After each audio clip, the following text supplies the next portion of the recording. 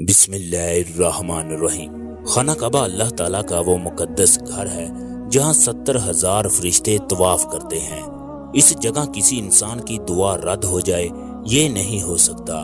اس جگہ ایسے ایسے معجزات ہوتے ہیں جن کو دیکھ کر ہر انسان کے دل کی دنیا بدل جاتی ہے۔ اس کی زبان سے ایک ہی لفظ ادا ہوتا ہے، اے رب کریم تو ساری کائنات کا مالک ہے، تو جو چاہے وہ کر سکتا ہے، تو جب چاہے جس وقت چاہے جس کو چاہے اپنے گھر میں بلا سکتا ہے۔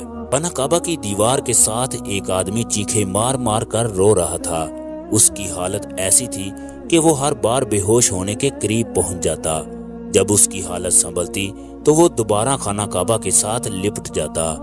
یہ نوجوان زور زور سے پکار رہا تھا، یا اللہ اگر تو نے مجھے معاف نہ کیا تو مجھے ہلاک ہونے سے کوئی نہیں بچا سکتا۔ یا اللہ مجھے معاف فرما دے، بے شک میرا گناہ تمام جہانوں کے گناہوں سے بڑا ہوگا، مگر تیری رحمت کے آگے اس گناہ کی کوئی حیثیت نہیں۔ اس وقت پوری دنیا سے تیرے گھر کی زیارت کرنے کے لیے لوگ آئے ہیں، مگر میں ان سب سے زیادہ گناہ گار ہوں۔ نوجوان کے قریب ہی بیٹھا ایک آدمی اس کی تمام گفتگو سن رہا تھا۔ اس آدمی نے اس نوجوان سے پوچھا، تم نے ایسا کون سا گناہ کیا جس کی وجہ سے ان 35 لاکھ حاجیوں میں سے تم خود کو سب سے زیادہ گناہگار تصور کرتے ہو؟ میں نے اللہ تعالیٰ سے کی گئی تمہاری تمام گفتگو سنی ہے۔ تمہارا ایسا کون سا گناہ ہے جس کی تم اس قدر رو رو کر معافیاں مانگ رہے ہو؟ یہ نوجوان اس آدمی کو ایک سائڈ پر لے گیا، کہنے لگا، میں تمہیں اس لیے بتا رہا ہوں کیونکہ تمہارے چہرے پر سنت رسول صلی اللہ علیہ وسلم ہے۔ مجھے اللہ تعالیٰ نے بے شمار دولت سے نوازا۔ میرے دفتر میں کام کرنے والا ایک بوڑھا آدمی مجھ سے حج کروانے کی روزانہ درخواست کرتا۔ اس کے دل میں خانہ کعبہ کو دیکھنے کی بے شمار محبت تھی۔ اس قدر حسرت تھی کہ جب وہ خانہ کعبہ کی تصویر کو دیکھتا تو اس کی آنکھوں سے آنسو جاری ہو جاتے۔ بار بار حج کی فرمائش سے میں بہت تنگ تھا۔ وہ جب بھی مجھے دیکھتا تو کہتا، صاحب جی اللہ نے آپ کو اتنا مال دیا ہے، اس غریب کو حج ہی کروا دو۔ ایک دن میں نے اسے کھری کھری سنا دی، میری یہ محنت تمہارے لیے نہیں ہے، جب تمہارے پاس پیسے ہی نہیں تو بار بار حج کی فرمائش کیوں کرتے ہو؟ آئندہ حج کی بات کی تو تمہیں نوکری سے نکال دوں گا۔ اگر حج کا اتنا ہی شوق ہے تو اپنے پیسوں سے کرو، کسی کی کمائی پر نظر نہ رکھو۔ میری ان تمام باتوں سے اس کا دل دکھا، مگر اس نے اس کا اظہار نہ کیا۔ میں ہر سال حج کرنے کے لیے خانہ کعبہ آتا ہوں۔ ایک دفعہ میں حج کرنے کے بعد مدینہ گیا، وہاں پر میں نے اس بزرگ کو دیکھا جو صحن میں کھڑا تھا۔ میں نے اسے دیکھتے ہی پہچان لیا، اس کے پاس جا کر اسے ہاتھ ملایا۔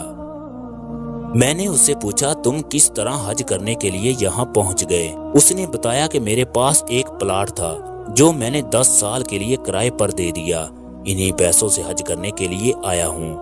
مجھے اپنی دولت پر بڑا غرور تھا۔ میں نے اس شریف بوڑھے سے طنز کرتے ہوئے کہا، تمہیں تمہارے حج قبول ہونے کی سند ملی یا نہیں؟ جبکہ میں نے مسکرانے کے لیے منہ دوسری سائڈ پر کر لیا۔ یہ بوڑھا آدمی مجھ سے پوچھنے لگا، کون سی سند؟ یہ کس کام کے لیے ہوتی ہے؟ پھر میں نے مذاق میں کہا، جس آدمی کا حج قبول ہو جائے اسے بیت اللہ سے ایک خط ملتا ہے، اگر اس کو یہ خط نہ ملے تو اس کا حج قبول نہیں ہوتا۔ اس خط میں گناہوں کی معافی، جنت کی بشارت اور عذاب قبر سے چھٹکارا لکھا ہوتا ہے۔ میری تمام باتیں سن کر وہ اداس ہو گیا اور سیدھا روضہ رسول صلی اللہ علیہ وسلم کی جانب چل دیا۔ پھر ہماری دوسری ملاقات خانہ کعبہ کے صحن میں ہوئی۔ وہ اتنا خوش تھا کہ جیسے اسے زندگی کی تمام خوشیاں مل گئی ہوں۔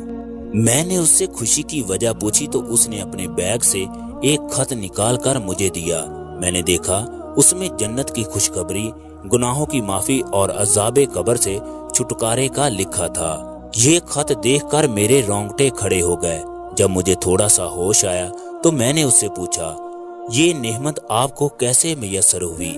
تب اس نے بتایا، جب میں مدینے سے بیت اللہ آیا تو میں ہر وقت اللہ سے اس خط کی فرمائش کرنے لگا کہ اللہ مجھے میرے حج کی قبولیت کی سند دے دے۔ کیا اس غریب کا حج قبول ہوا یا نہیں؟ جو مجھے حج قبول ہونے کی سند نہیں ملی، مجھے تیری عزت، تیرے جلال کی قسم، میں اس خط کے بغیر واپس نہیں جاؤں گا۔ پھر میں طواف کرنے کے بعد ایک جگہ جا کر سو گیا۔ جب میں اٹھا تو میرے سرہانے ایک خط پڑا تھا جس پر لکھا تھا، یہ لو جنت کی خوشخبری۔ اب یہ نوجوان کہنے لگا کہ میں نے اس بوڑھے کی منت سماجت کر کے اس سے وہ خط لے لیا۔ گھر جا کر میں نے اس خط کے لیے ایک چاندی کا صندوق بنوایا اور وہ خط اس میں رکھ دیا۔ جب دل کرتا تو خط کو نکال کر چوم لیتا۔ پھر مجھے ایک دن معلوم ہوا اس بوڑھے کا انتقال ہو گیا ہے جس کا وہ خط تھا۔ مجھے افسوس تھا کہ میں اس کے جنازے میں شریک نہ ہو سکا۔ میں نے دفتر سے گھر جا کر اس صندوق کو کھولا تو حیران ہو گیا کیونکہ خط اس میں موجود نہیں تھا۔ میں اتنا رویا کہ روتے روتے تھک گیا۔ میں اسی جگہ لیٹے لیٹے نیند کی آغوش میں چلا گیا۔ میں نے اسی بوڑھے کو خواب میں دیکھا۔ اس کے سر پر ہیرے جواہرات کا تاج تھا، سونے چاندی کا محل ہے، چھوٹے چھوٹے بچے اس کی خدمت کے لیے مامور ہیں۔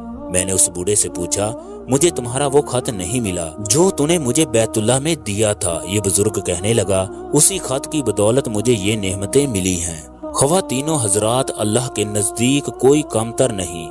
وہ لوگوں کا دل اور تقوی دیکھتا ہے کہ اس کے دل کے اندر کتنا ایمان ہے، اس کو مجھ پر کتنا یقین ہے۔